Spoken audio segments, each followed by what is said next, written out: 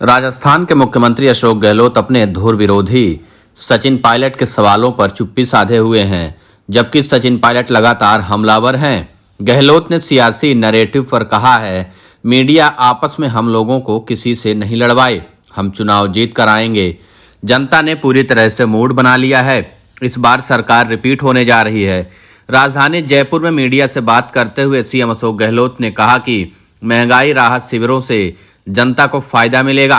राजनीतिक जानकार गहलोत के दिल्ली दौरे के बाद बयान को सियासी टर्न के तौर पर देख रहे हैं। राजनीतिक जानकारों का मानना है कि गहलोत चाहते हैं कि पायलट की बयानबाजी उन्हीं पर भारी पड़ जाए। पायलट पार्टी आलाकमान की नज़र में खलनायक बन जाए, इसलिए गहलोत सधी हुई रणनीति के तहत पायलट के सवालों का जवाब देने से बच रहे हैं, जबकि सचिन पायलट लगातार उकसावे वाली बयानबाजी कर रहे हैं। पायलट निर्णायक लड़ाई के दौर में हैं, जबकि गहलोत बचाव के मुद्रा में दिखाई दे रहे हैं। राजनीतिक जानकारों का कहना है कि सीएम अशोक गहलोत और सचिन पायलट को कोई जवाब नहीं देकर पार्टी हाईकमान और जनता के बीच यह दिखाना चाहते हैं कि उनका ध्यान केवल गवर्नेंस और चुनाव की तैयारियों पर है।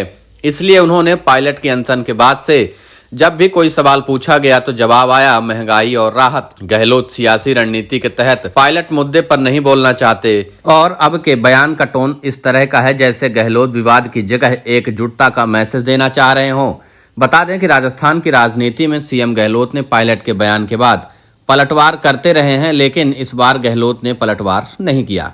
राजनीतिक विश्लेषक गहलोत की चुप्पी के अलग अलग सियासी मायने निकाल रहे हैं। दरअसल गहलोत चाहते हैं कि पायलट बयानबाजी करें ताकि कांग्रेस आलाकमान उन पर कार्रवाई करने को मजबूर हो जाए।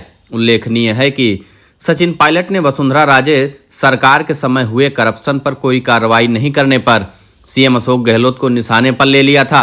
सचिन पायलट ने कहा कि अनशन करने के बावजूद भी उनके द्वारा उठाए गए मुद्दों का समाधान नहीं हुआ। इससे पहले सचिन पायलट ने राजधानी जयपुर में अनशन किया था। हालांकि पार्टी आलाकमान ने पायलट के अनशन को पार्टी विरोधी गतिविधि माना। प्रभारी सुखजिंदर सिंह रंधावा ने कहा कि पायलट का अनशन पार्टी विरोधी है। पायलट के अनशन को लेकर दिल्ली में कांग्रेस नेताओं के बीच अहम बैठक भी हुई, लेकिन राहुल गांधी के हस्तक्षेप के बाद पायलट के खिलाफ कार्रवाई को फिलहाल ठंडे बस्ते में डाल दिया गया। गहलोत कैंप के विधायकों का कहना है कि सचिन पायलट चुनाव से पहले पुराने मुद्दे उठाकर दबाव बनाने की रणनीति बना रहे हैं। पार्टी आलाकमान के संज्ञान में सब कुछ है। पीसीसी चीफ गोविंद सिंह डोटासरा का कहना है कि सचिन पायलट का मामला प्रदेश प्रभारी सुखजिंदर सिंह रंधावा, केसी वेणुगोपाल और पार्टी अध्यक्ष मल्लिकार्जुन खड़गे के संज्ञान में है।